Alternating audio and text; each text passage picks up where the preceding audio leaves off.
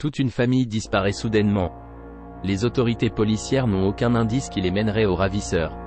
Puis tout d'un coup, des enquêteurs trouvent des armes volées qui appartenaient aux victimes. C'est alors qu'ils se rendent compte que les ravisseurs font partie d'un groupe d'extrême droite. Ces individus dangereux ne reculent devant rien pour échapper à la justice. Janvier 1996. William Muller, 52 ans, vivait en Arkansas, dans la petite municipalité de Tilly.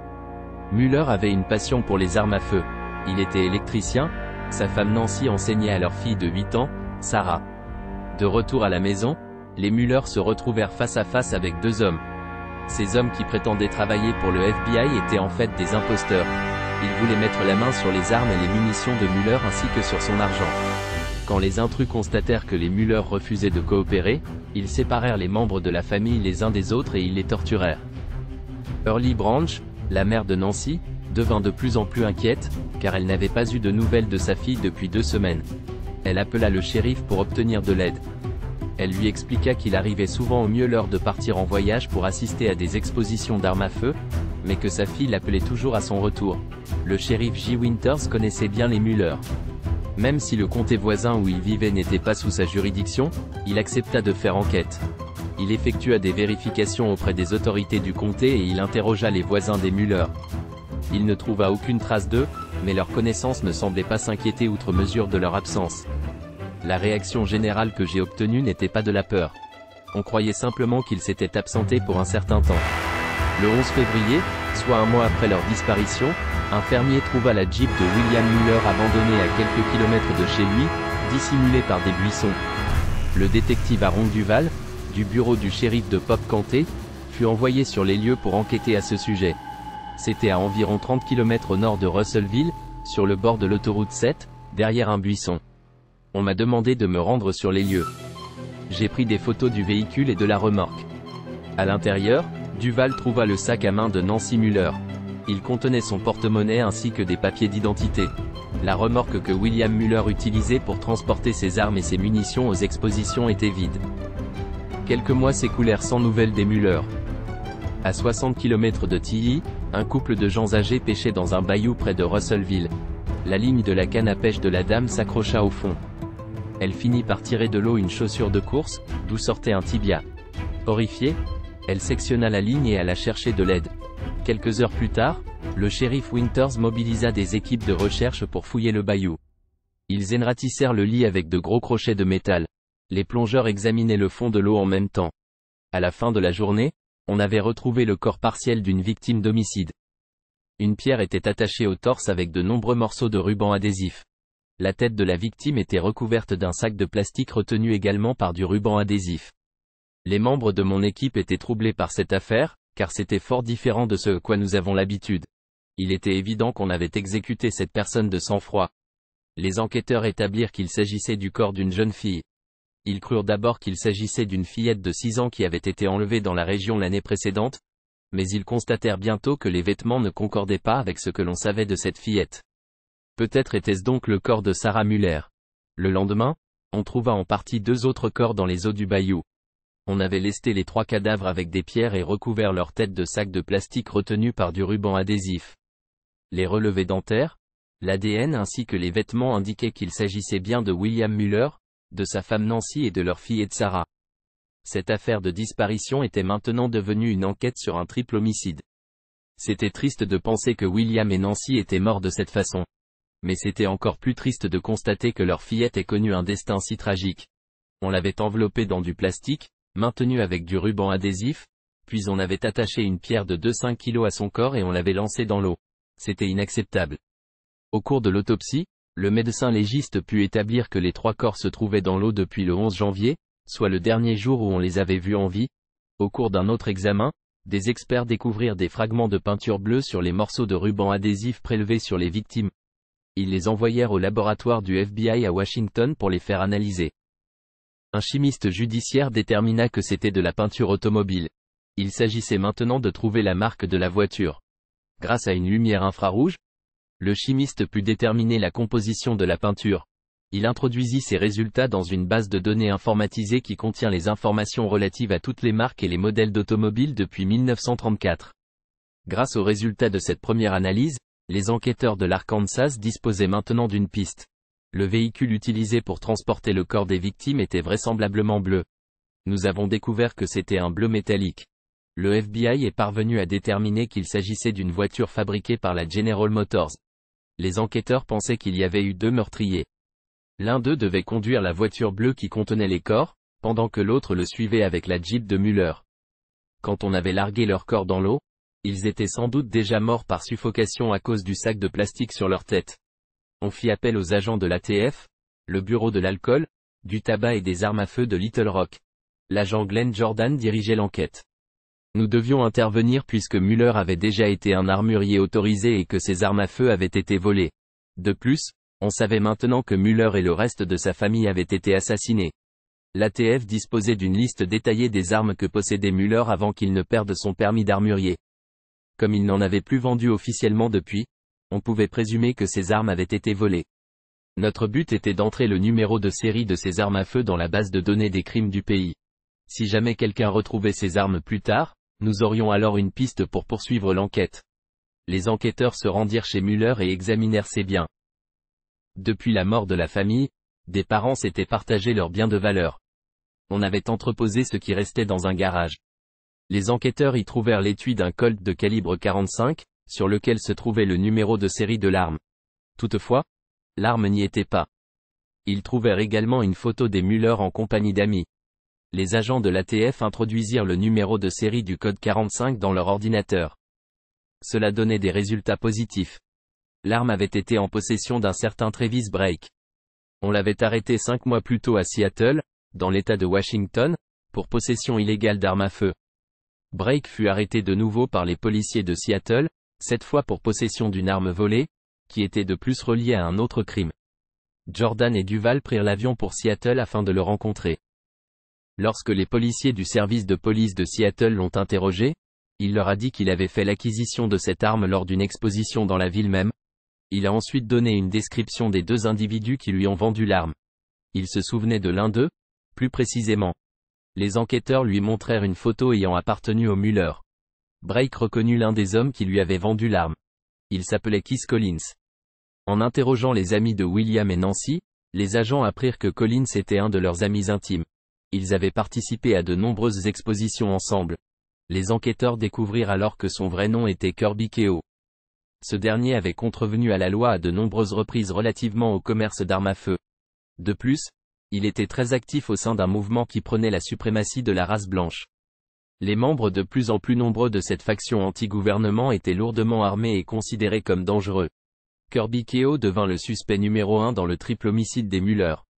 Près d'1 an après le vol et le triple homicide de William, Nancy et Sarah Muller, les enquêteurs étaient toujours à la recherche de leurs assassins. Ils avaient de bonnes raisons de croire que ces derniers étaient des militants racistes. À Sioux Falls, au Dakota, 11 mois après le crime, un agent remarqua une camionnette Chevy Suburban bleue garée dans un espace réservé aux handicapés. À l'intérieur, un jeune couple dormait. L'homme déclara s'appeler Sean Haynes. Il s'était arrêté pour que sa femme enceinte et lui puisse se reposer un peu. Les autocollants sur le pare-choc de sa camionnette laissaient croire qu'il était membre d'un groupe raciste. L'agent demanda à Haynes s'il était en possession d'armes. Haynes lui montra alors 2 armes à feu à l'arrière de son véhicule. En vérifiant les numéros de série, l'agent découvrit qu'il s'agissait d'armes volées. Le fusil à AR-15 provenait de la maison des Muller dans l'Arkansas. Haynes fut arrêté. Quand les enquêteurs apprirent qu'on avait retrouvé une arme de Muller au Dakota, ils se rendirent sur place pour interroger Haynes. Ce dernier déclara qu'il avait obtenu le fusil à AR-15 en échange d'une de ses armes à feu. La transaction avait eu lieu dans un motel de l'État de Washington 6 mois plus tôt. L'homme qui avait fait l'échange était Chevy Keogh, le fils aîné de Kirby. Pour l'étape suivante, les enquêteurs devaient interroger Chevy Keogh, mais encore fallait-il le trouver. Quelques semaines plus tard, le policier Earl Hawker, de la patrouille des autoroutes de l'Ohio, était posté pour arrêter les automobilistes qui faisaient des excès de vitesse sur le territoire de la petite ville de Wilmington, près de Cincinnati. Il remarqua alors une Chevy Suburban bleue qui roulait sous la limite permise. Harker, aujourd'hui retraité, comptait alors 5 ans d'expérience. Il se rappelle le comportement étrange des passagers lorsqu'ils sont passés devant lui. Quand le véhicule s'est approché, j'ai remarqué qu'il n'y avait aucune plaque d'immatriculation à l'avant. En me croisant, Le conducteur a fait comme s'il ne me voyait pas. Il n'a pas regardé ma voiture de police. Il avait les deux mains sur le volant et regardait droit devant lui. Pourtant le passager me regardait avec insistance et il s'est tourné pour me suivre du regard par la fenêtre arrière. Dans l'État de Washington, les véhicules doivent avoir une plaque minéralogique à l'avant et à l'arrière. Harker appela le poste de police pour qu'on vérifie le numéro de la plaque arrière de la camionnette. Il prit le véhicule en filature en attendant la réponse. Cette plaque d'immatriculation était bien celle du véhicule, mais elle n'était plus valide. J'ai alors décidé d'arrêter ce véhicule une fois rendu à Wilmington, où les voies d'accotement étaient plus larges. La voiture de police était équipée d'une caméra vidéo installée sur le talon de bord. Harker avait un micro sur sa chemise. Il demanda au chauffeur et à son passager de lui montrer leurs pièces d'identité. Harker commença à avoir des soupçons quand les deux hommes déclarèrent qu'ils n'en avaient pas. Le conducteur parlait avec précipitation tandis que le passager regardait droit devant lui sans rien dire. À ce moment-là, j'ai craint pour ma sécurité. Je voulais qu'ils sortent de leur véhicule pour les isoler l'un de l'autre. Je voulais asseoir le conducteur dans mon auto pour mieux maîtriser la situation. Le conducteur accepta de suivre Harker jusqu'à la voiture de police. Mais quand le policier commença à le fouiller, il fit un bond vers l'arrière et se mit sur la défensive. Il s'est éloigné de moi et il m'a dit qu'il ne voulait pas se faire violer ainsi. Ce sont les mots qu'il a utilisés. Au cours de ma carrière de 2-5 ans comme patrouilleur, je n'avais jamais entendu quiconque utiliser une telle expression. De plus, l'apparence des deux jeunes hommes, le fait qu'ils aient des coupes de cheveux militaires et que le conducteur porte une veste des Marine Corps, m'a poussé à croire qu'ils étaient peut-être dans l'armée. De l'autre côté de l'autoroute, un collègue de Harker, l'agent Robert Gates, l'aperçut en train de parler au conducteur. Il le rejoignit pour l'aider. C'était chose courante puisque les agents travaillent souvent seuls dans les régions rurales. Son principal but était de superviser l'opération. Il ne devait en aucun cas réagir aux réponses à mes questions ni donner des ordres. C'était mon travail. Lui ne devait qu'observer ce qui se passait. Les deux hommes lui dirent qu'ils cherchaient du travail sur les chantiers de construction de la région. Rocker informa le conducteur que si son passager, lui, ne pouvait pas lui donner de pièce d'identité, il devrait lui confisquer son véhicule. Le conducteur prit alors la fuite. Pendant que les deux policiers essayaient de le rattraper, le passager sortit du véhicule et il commença à faire feu sur eux. Il prit ensuite la fuite pendant que Hawker tentait toujours d'arrêter le conducteur. Son bras resta coincé dans la portière mais il parvint à s'en libérer. L'autre suspect disparut dans les bois. Gates se mit à sa poursuite. Comme il risquait d'être pris en embuscade dans cette forêt dense, il décida d'abandonner. Harker était de retour à sa voiture. Un de ses pneus était crevé. Il appela pour obtenir des renforts. En l'espace de quelques instants seulement, tout le service de police de Wilmington était en alerte. Quand l'agent Robert Martin entendit la nouvelle sur sa radio, il aperçut une Suburban garée dans le stationnement d'un distributeur de fournitures électriques. Il transmit au répartiteur l'adresse où il se trouvait et descendit de sa voiture pour enquêter. Le conducteur de la Suburban ouvrit alors le feu sur lui. Un autre policier arriva sur les lieux pour porter secours à Martin. Le suspect disparut dans le quartier industriel. Il avait tiré des projectiles de calibre 32 et blessé un passant. Sur la scène de la première fusillade, les enquêteurs tentaient de reconstituer les événements et cherchaient des indices sur l'identité des deux hommes. À l'aide de détecteurs de métal, ils se mirent à la recherche de douilles. Le secteur fut méticuleusement photographié et les indices recueillis un à un. Dans la petite ville de Wilmington, on n'avait jamais rien vu de tel auparavant. Les policiers organisèrent une chasse à l'homme pour retrouver les deux fugitifs armés. Les recherches se poursuivirent jusque dans la nuit. Les comtés voisins envoyèrent des renforts. Les suspects étaient considérés dangereux car ils n'avaient pas hésité à recourir à la violence armée pour s'échapper. On devait les retrouver avant qu'ils ne fassent une victime. Les agents de l'ATF et de la police de l'Ohio examinèrent la Chevy Suburban abandonnée sur la deuxième scène de fusillade. Ils se mirent à la recherche d'empreintes digitales. À l'intérieur, les policiers trouvèrent des fusils d'assaut, des munitions par milliers, de l'équipement militaire et des trousses de premiers soins. Grâce aux reçus fournis par les manufacturiers, les enquêteurs purent retracer l'origine des munitions. La plupart d'entre elles, ainsi que les armes à feu, appartenaient à William Muller, un ancien armurier assassiné dans l'Arkansas. Les tireurs avaient une telle quantité d'équipement militaire qu'il y avait lieu de croire qu'ils étaient membres d'un groupe anti-gouvernement. Les enquêteurs de l'Ohio avisaient le FBI de leur découverte. L'agent Bill Hargrave du bureau de Cincinnati prit la direction de cette enquête. Ce cas est rapidement devenu une affaire de terrorisme intérieur, principalement à cause de ce qu'on avait découvert dans la Suburban. Les suspects transportaient de nombreuses armes à feu, des munitions, des uniformes, de l'équipement et de fausses pièces d'identité de policiers. Les agents de la police d'État d'Ohio retracèrent le propriétaire de la suburban. Il s'appelait Jacob Settle. Il vivait à Spokane, dans l'État de Washington. Settle déclara que le jour des fusillades, il était en compagnie d'amis dans l'État de Washington, soit à plus de 3000 km de l'Ohio. Il avait vendu son véhicule à un certain Chevy Cheo. Cela devait prendre plusieurs jours aux autorités policières pour corroborer les déclarations de Settle. Les agents comparèrent ensuite la photo du permis de conduire de Settle aux images des fugitifs captées sur vidéo. On pouvait clairement voir que ce n'était pas lui. Cet enregistrement magnétoscopique était le meilleur indice dont disposaient les policiers jusqu'à présent. Ils le firent diffuser partout au pays dans l'espoir d'obtenir le nom des 2 tireurs. La diffusion de ces images au bulletin de nouvelles porta fruit. Une journaliste de l'État de Washington reconnut le conducteur. C'était un raciste d'extrême droite qu'elle avait interviewé quelques années plus tôt dans le cadre de l'émission Hard Copy. Il s'appelait J.B. Kyo. En Arkansas, les détectives de Popcont, qui enquêtaient sur le meurtre de la famille Muller, visionnèrent l'enregistrement vidéo où apparaissait Chevy Cheo. Pour la première fois, il put revoir son visage. Comme ce dernier était soupçonné du triple homicide, ils apportèrent leur soutien aux policiers de l'Ohio ainsi qu'aux agents fédéraux. Duval et Jordan s'envolèrent pour l'Ohio pour y rencontrer l'agent du FBI, Al Grave, et échanger les informations dont il disposait. Il lui fit part du fait que les meurtriers avaient utilisé un véhicule de la General Motors de couleur bleue pour transporter les victimes. Cette information était intéressante puisque les suspects avaient abandonné une Chevrolet Suburban bleue après les fusillades. De plus, on avait trouvé des armes de Muller à l'intérieur. Si les échantillons de peinture de la Suburban étaient identiques aux fragments trouvés sur les victimes, cela signifiait que Chevy Cheo était impliqué dans les meurtres de l'Arkansas. Au laboratoire du FBI à Washington, les experts effectuèrent des analyses, mais ils ne trouvèrent aucun lien entre les 2 échantillons. L'agent du FBI, Jim Shenandoah, fut impliqué dans l'enquête. Ce spécialiste a l'habitude de retracer les terroristes de la trempe de Chevy Cheo. Nous avons découvert qu'il avait des activités paramilitaires et qu'il était anti-gouvernement. À ce moment-là, il était particulièrement agressif envers les autorités policières. Nous avons donc dû prendre des mesures de sécurité extrêmes parce que nous ignorions ses intentions. Un agent de la police d'État de Washington, qui espérait recueillir davantage d'informations à propos de Chevy Cheo, rencontra son père Kirby chez lui à Colville. Il lui demanda d'abord d'identifier les hommes sur l'enregistrement magnétoscopique. Kirby ne reconnut pas Chevy, mais il déclara que l'autre homme était son plus jeune fils, Shane.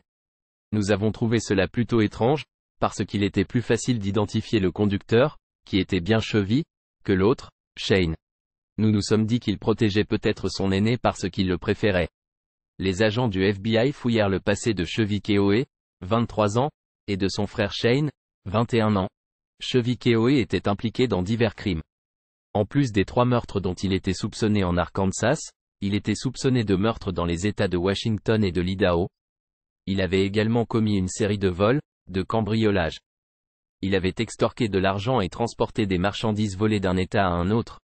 On fit émettre des mandats au nom des frères Keogh. Le 18 février 1997, les enquêteurs retrouvèrent leurs traces à Frankfort en Ohio, soit à 70 km de Wilmington où avait eu lieu la fusillade. On découvrit une Monte Carlo abandonnée dans le stationnement d'un supermarché. Elle avait été volée à seulement 2 km de la scène de la fusillade. Les autorités croyaient qu'au moins un des Keogh l'avait volée pour échapper à la chasse à l'homme. Le voleur n'avait laissé que les clés derrière lui. De toute évidence, les frères Keogh étaient prêts à tout pour échapper à l'emprisonnement. La police d'État se déploya dans toute la région pour interroger les gens, en espérant que quelqu'un ait peut-être aperçu les fugitifs. À environ 2 km de là, on retrouva la piste laissée par les frères Keogh. Ils avaient passé quelques nuits au camping de Lake Hill avec leur famille dans un véhicule récréatif. Malheureusement, les policiers étaient arrivés trop tard. Il n'y était resté que 2 jours. On ignorait si les frères étaient toujours à bord du véhicule. Le FBI fit diffuser un communiqué à la grandeur des États-Unis avec la description du véhicule. Quelques semaines s'écoulèrent. Des témoins signalèrent avoir aperçu le véhicule en question. Ils avaient également aperçu des femmes et des enfants. Chaque fois qu'on envoyait des policiers faire enquête, le véhicule était déjà reparti. Puis, à 240 km d'Indianapolis, on trouva un autre véhicule volé. À l'intérieur, les policiers découvrirent des vêtements ainsi qu'un reçu d'essence signé par Chevy Cheo. Il n'y avait cependant aucune trace de son frère Shane. Cette camionnette avait été volée à une vingtaine de kilomètres de l'endroit où Chevy avait abandonné sa Suburban après avoir fait feu sur un agent de l'Ohio. Les kiosques avaient encore une longueur d'avance sur la police. Les nombreuses voitures volées indiquaient qu'ils n'abandonneraient pas tant que les autorités ne les auraient pas arrêtés. Dès le début, nous avons acquis la certitude que s'il devait y avoir une confrontation avec la police, il y aurait certainement une autre fusillade et que des innocents risquaient d'être blessés. Quelques jours plus tard, un agent de patrouille des autoroutes du Wyoming trouva le véhicule récréatif des Keogham abandonné sous une route déserte. Le FBI fut avisé et on remorqua le véhicule pour le faire examiner. Le service de police de l'État du Wyoming obtint un mandat. On fouilla le véhicule et l'on nota tout ce qu'il contenait. Comme la Suburban, ce véhicule contenait de nombreuses munitions, des armes à feu, de fausses vestes du FBI et des insignes de policiers. Une découverte mit un frein soudain à leur recherche. Il s'agissait d'une boîte de composantes d'explosifs, notamment des piles qu'on utilise d'habitude pour provoquer la détonation de bombes. Comme le véhicule était peut-être piégé, les policiers firent appeler à l'escouade anti-bombe de l'ATF. On fit évacuer les commerces et les bureaux gouvernementaux du secteur. L'escouade examina le véhicule centimètre par centimètre. On n'y trouva aucun explosif relié à un dispositif d'amorçage. Grâce aux reçus trouvés à bord du véhicule, on put reconstituer l'itinéraire des deux frères depuis leur départ de l'Ohio. Ils avaient traversé la Virginie, la Caroline, l'Alabama, le Texas et le Montana avant d'abandonner leur véhicule au Wyoming. Il n'y avait malheureusement rien qui pouvait suggérer l'endroit où ils se trouvaient maintenant. Tout ce que nous savions, c'était qu'Indianapolis était le dernier endroit connu où Chevy était allé. C'était là qu'on avait retrouvé la camionnette volée. Nous avons donc supposé que Shane Keough et les familles étaient allés jusqu'à Casper, où le véhicule était tombé en panne. La piste se terminait là. Le FBI et l'ATF annoncèrent publiquement qu'ils s'étaient associés pour offrir une récompense en échange d'informations pouvant mener à l'arrestation des deux frères et à leur inculpation. Cette affaire était très grave. Il y avait eu attaque de policiers. De plus, ces individus avaient des liens avec des groupes qui prenaient la suprématie des Blancs et ils étaient dangereux. Nous avons donc pu offrir une récompense de $60,000 à quiconque nous aiderait à les arrêter. Le 16 juin, les enquêteurs obtinrent les résultats escomptés. Un shérif de Stevens County, dans l'État de Washington, avait reçu un appel d'un ami, de Shane Keough. Ce dernier voulait se rendre à la police. Le suspect de 21 ans finit par se rendre et décrivit en détail les activités de son frère et lui depuis les derniers mois. Après la fusillade de Wilmington, Shane avait volé une voiture et il était allé au terrain de camping. Là, il avait fait venir sa famille et celle de son frère. Puis, il s'était rendu au Wyoming où Chevy les attendait. Peu après, le véhicule récréatif était tombé en panne. Shane déclara aux enquêteurs que son frère et lui avaient finalement trouvé refuge avec leur famille, sur un ranch isolé du sud de l'Utah.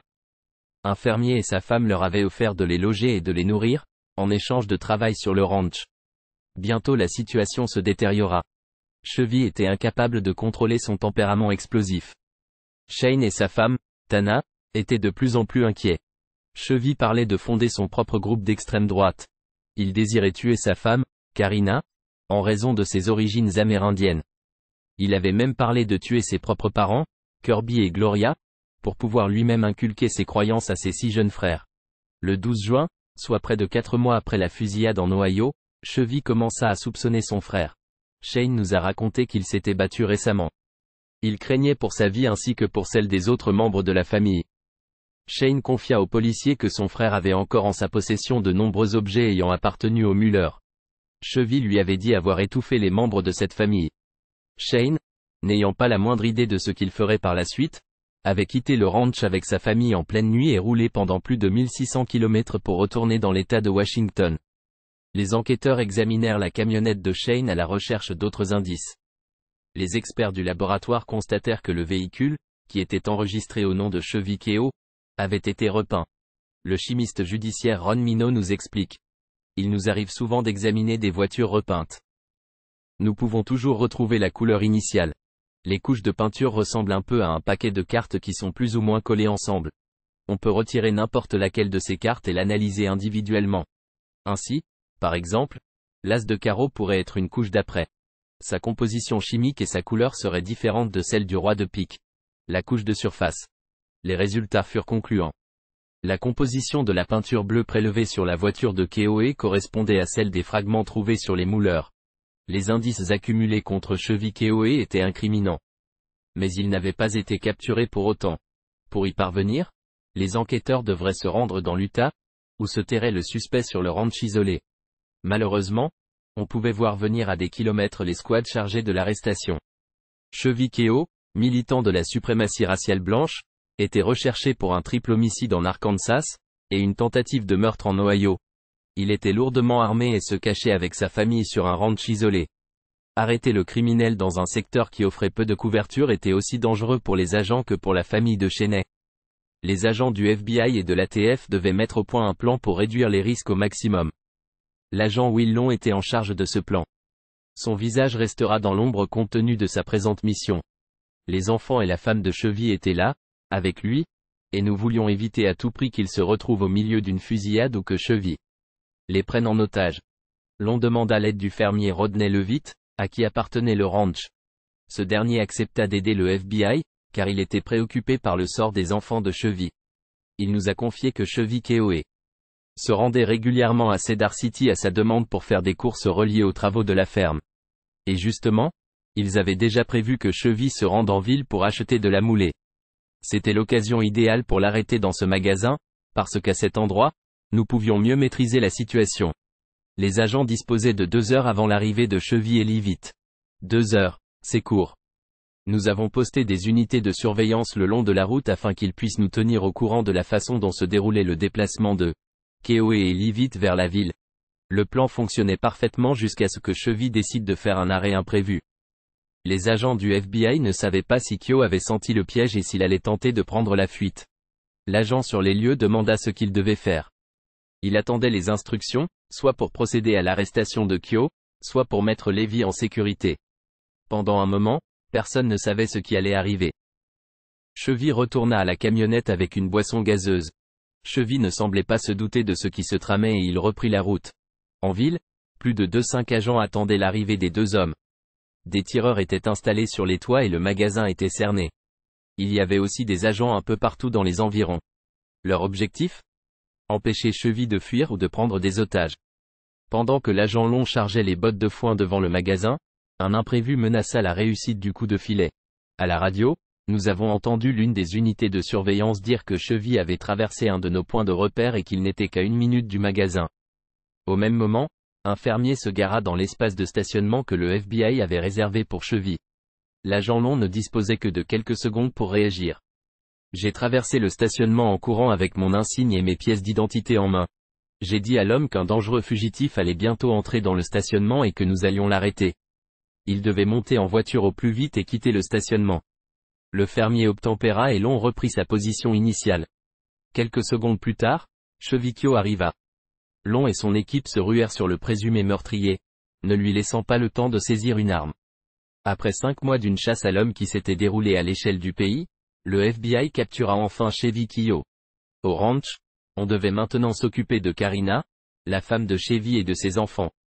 Une fois encore, Leavitt offrit son aide. Apparemment, Leavitt avait des problèmes de dos et Karina avait l'habitude de venir lui ouvrir la grille pour le laisser entrer dans la propriété.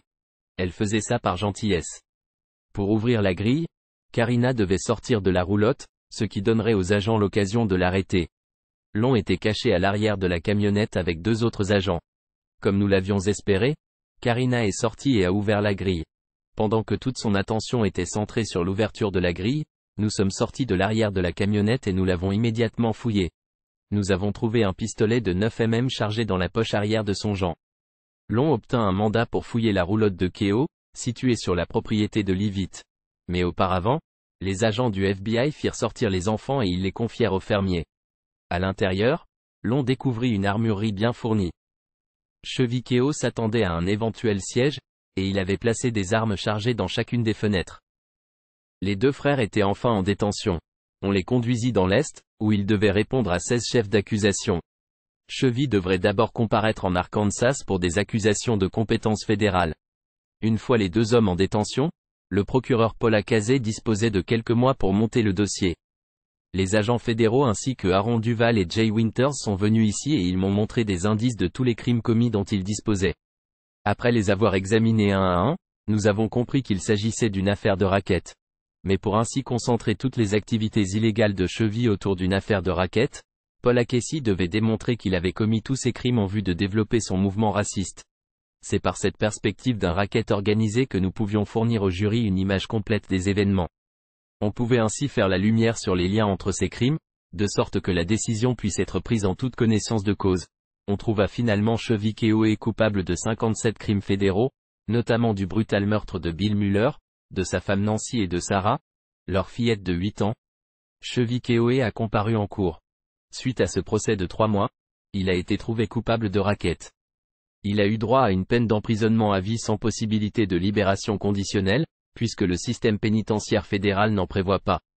Quant au frère de Chevy, Shane Keohé, malgré ses allégations d'autodéfense, on l'a trouvé coupable des chefs d'accusation contre lui, notamment de tentative de meurtre lors de la fusillade à Wilmington. Il est présentement en détention pour une peine de 24 ans et demi. La raison pour laquelle tous les services impliqués ont été si coopératifs, c'est que le crime était horrible. Il était difficile de comprendre la raison de ces meurtres gratuits. C'était un de ces cas où tout le monde voulait aider et était conscient que nous ne pouvions pas tout faire seuls. N'importe quel service de police aux prises avec ce cas n'aurait pas pu le résoudre seul. Nous devions donc tous coopérer. Au bout du compte, nous avions affaire à de vrais brutes. Notre but commun était de mettre ces criminels derrière les barreaux.